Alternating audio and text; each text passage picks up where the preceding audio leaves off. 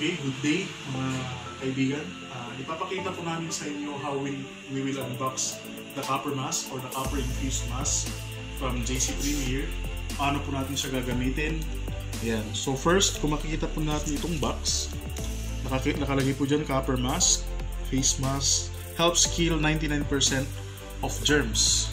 Okay, andyan din po yung kanyang description including the FDA approval po niya. Okay, so makikita po natin naka-plastic yung box.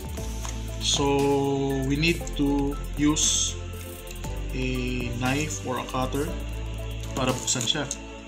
Yan, mag-ingat lang po tayo sa pagbubukas para hindi tayo masugat.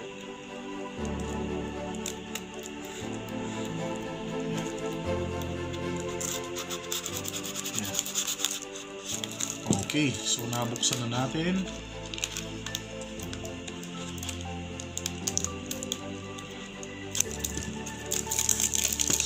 Natin ano yung nasa loob. Talagang kung titignan nyo po, talagang secured siya. Packaging. And we will open the box finally.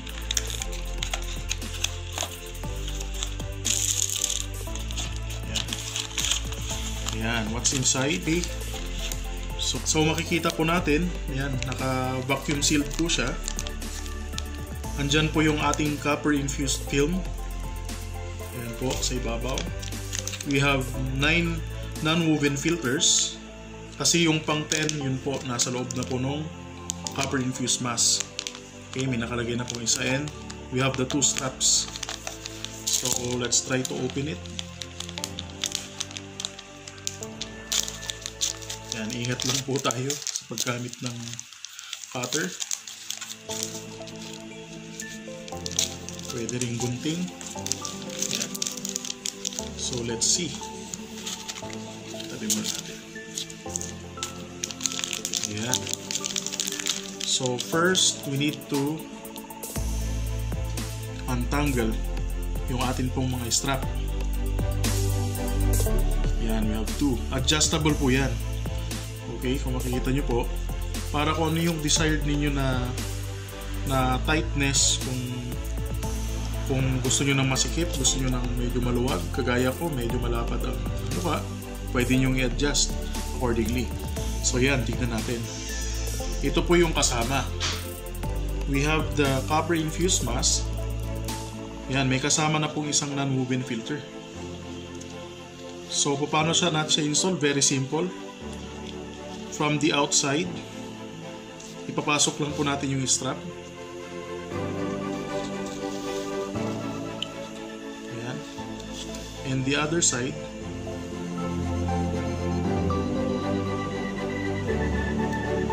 ayan. But before we wear this one, kailangan i-poke nyo muna siya pag ganito. Ayan. Ayan. Kita niyo po?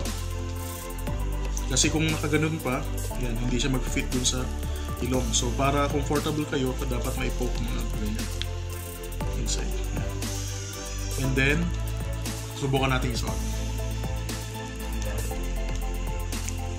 Ganyan ako siya.